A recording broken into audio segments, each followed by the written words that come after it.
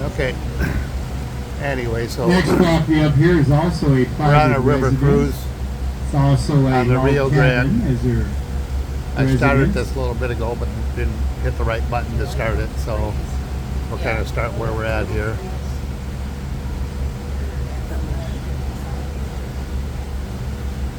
How do I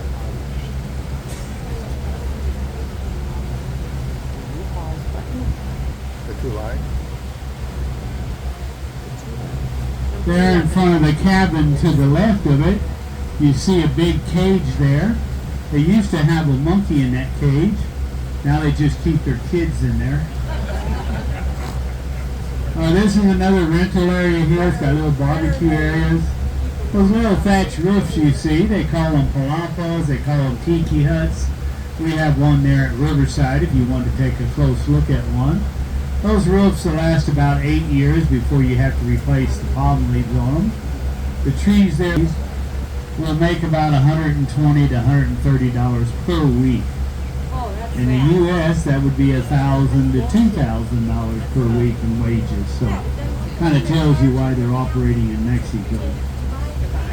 Here we have another private area there. It's got a big infinity swimming pool, hot tub, water slides down into the pool, outdoor bar, kitchen area.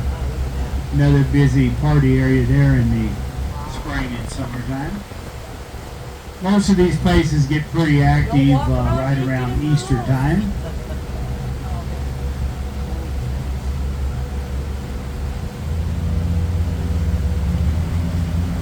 But unless someone was going by on the boat, there's nothing on the other side, so it's still good. Yep. We have one last private area there on the right. But I'm saying you can still walk. That facility there is only used about 3 or 4 times a year. Got a big party room there and a big little living quarters on one end of it. Just they don't use it very much.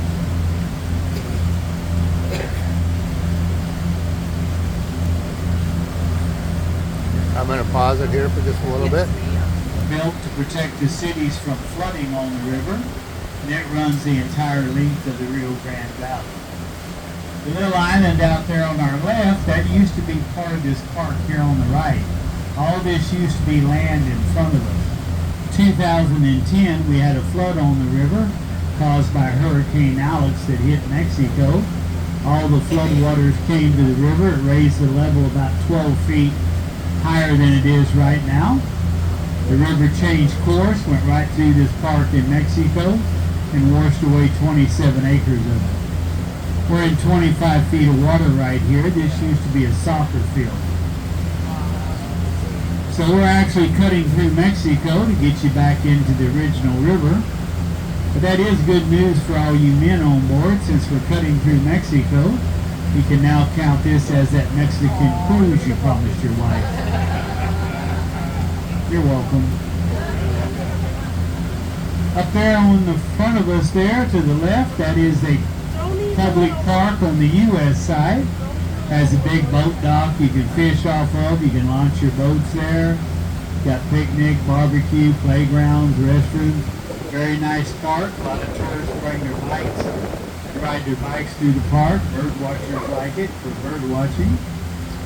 Alright, we got you back in the original river here. The Rio Grande River is a very winding and twisting river along the border. It will turn you in all different directions. Right here we're actually heading west, so Mexico is north of the United States right here, and the U.S. is south of Mexico. The warmer it gets, the more people show up in that park over there. A good hot sunny day, there'd be 500 to 1,000 people out there swimming in the river. Easter weekend, the biggest weekend of the year for that park, they'll put 25,000 people in that park on Easter Sunday. They'll have big stages set up with concerts, they'll have carnival rides, hundreds of vendors pushing their carts around selling trinkets and food. It's an unbelievable sight to see there on Easter weekend. Very colorful, very active, and a little bit of alcohol consumed.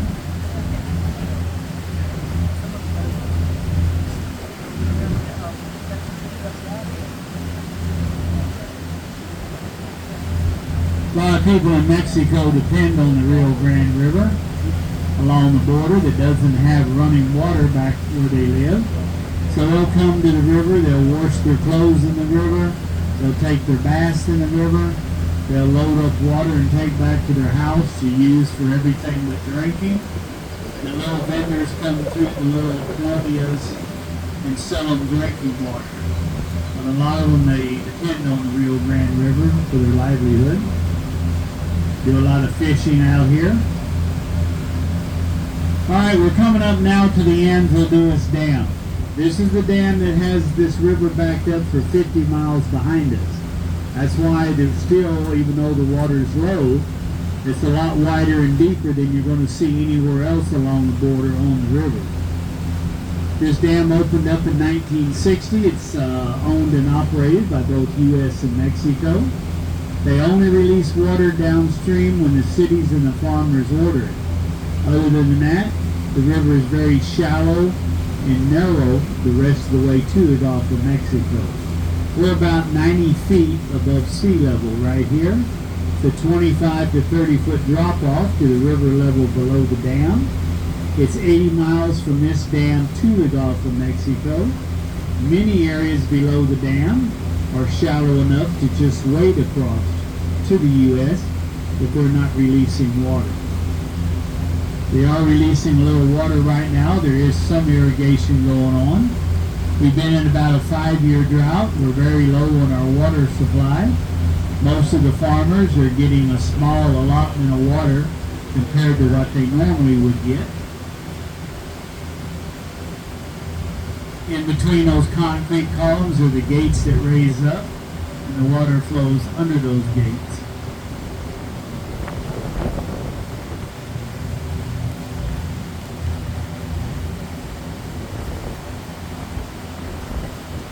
Pause it here again for a little bit. So this is actually the U.S. side that you're looking at now. Before we were looking at the Mexican side of the river. On the U.S. side, this is like a preserve, so there really is no development along here until we get back up to where we left from at the Riverside Club.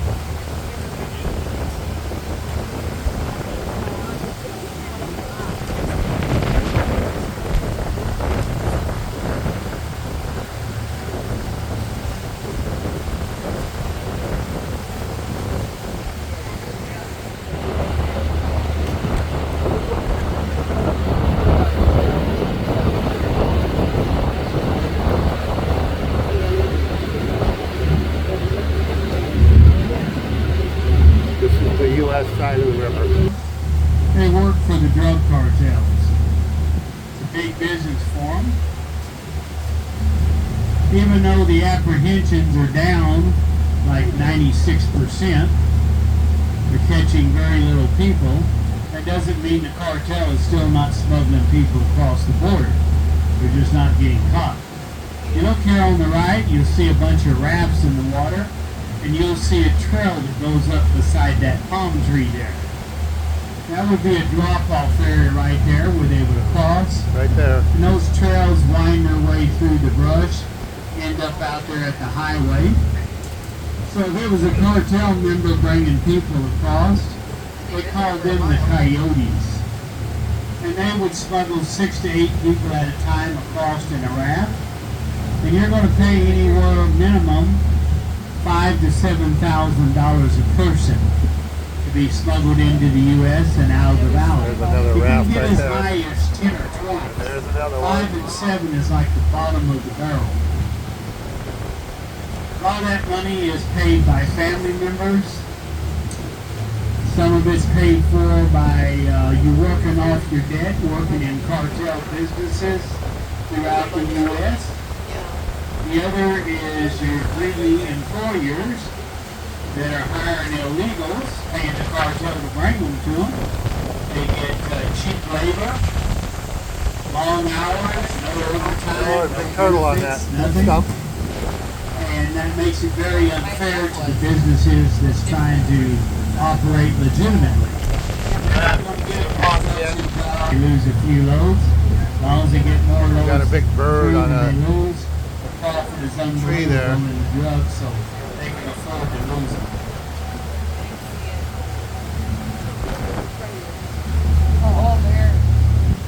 All that grass you see along the riverbank that looks like a type of cane is an invasive species. It's not native to the area. It's a combination of some Phragmites cane, a little bit of Carrizo cane mixed in there. Figure it probably came in out of Mexico since most of this water comes from Mexico, so it came from that direction.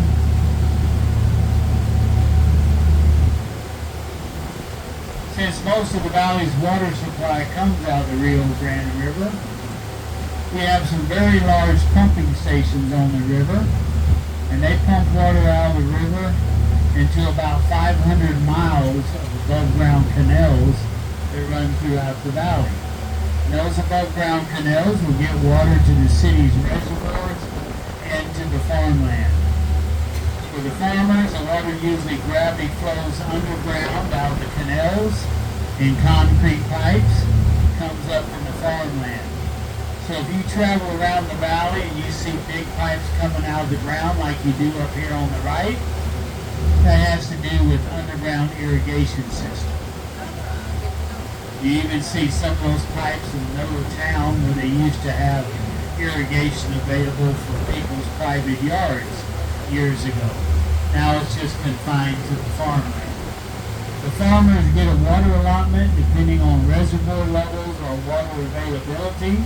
They get it by the acre foot.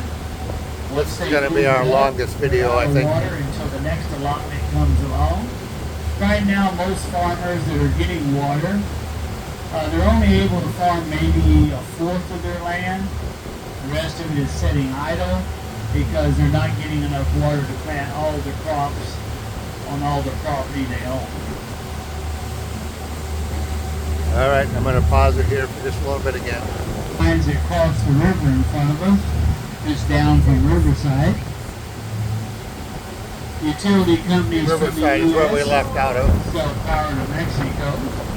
You see a lot of these power lines crossing into Mexico along the southern border. A lot of pipelines of natural gas come out of Texas, also going down into Mexico. Little RV park coming up here next to Riverside. They rent RV lots there by the month. Riverside Club you departed from. They've been there for more than 60 years.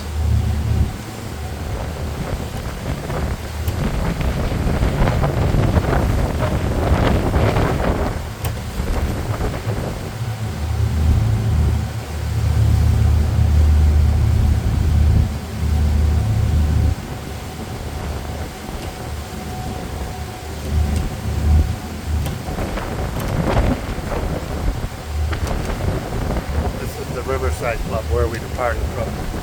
You can see the people up on the deck there. They're probably waiting for the next riverboat ride.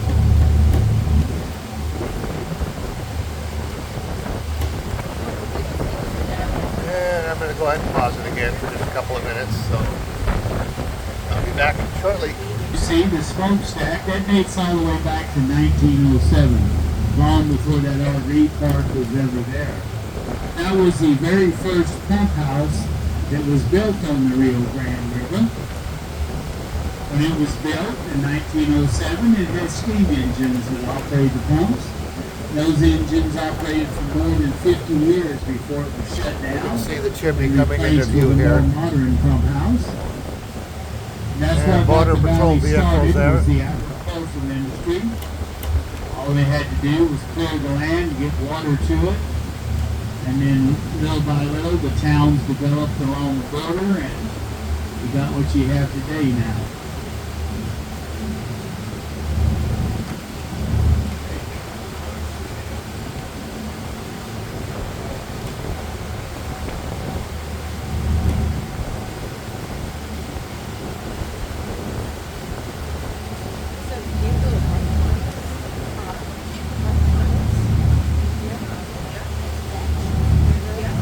So we're going to go ahead and pause again It's a little here. off-the-grid campground coming up on the right. They rent these lots out. So this cruise, we left about 10:30 or so, and it's now 11 o'clock, and we're still heading back upriver.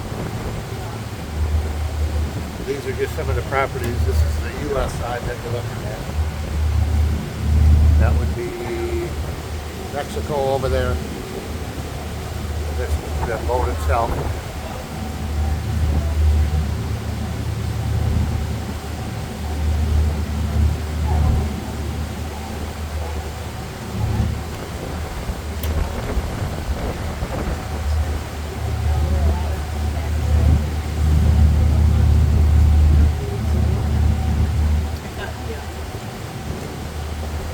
There's a few of those, right?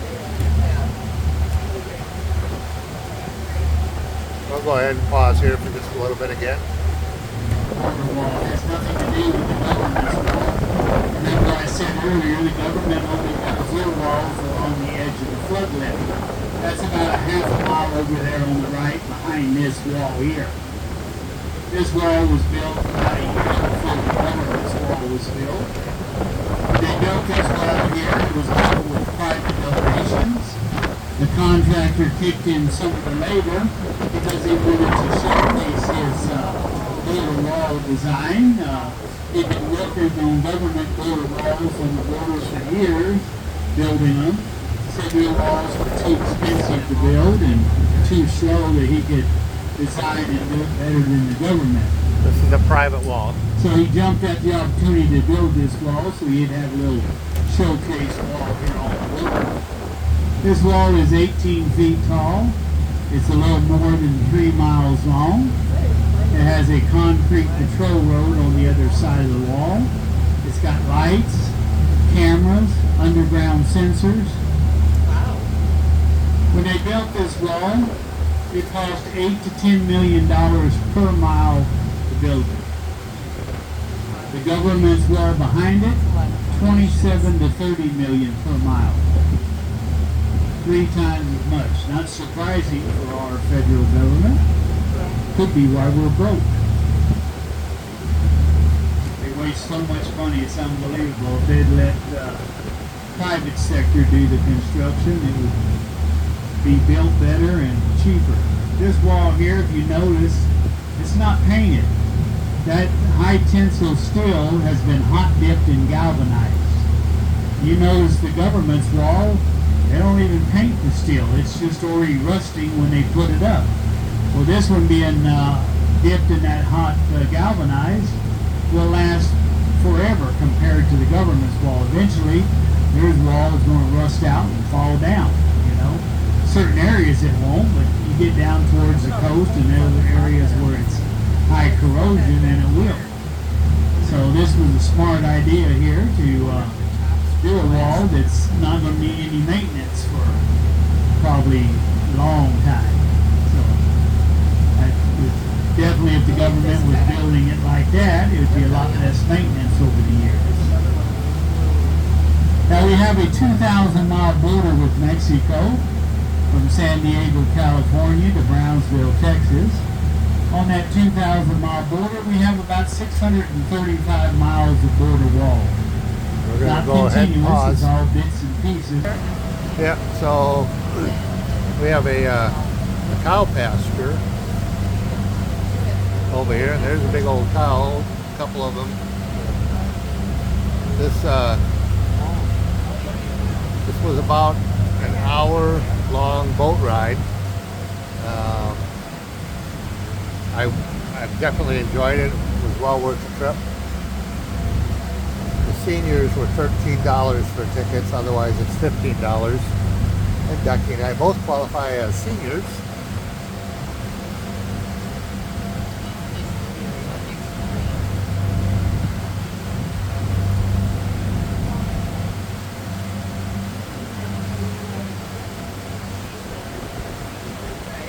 So we've been watching some other videos on some of the areas that we're going to, and most everyone says that you need to hit the like button for us.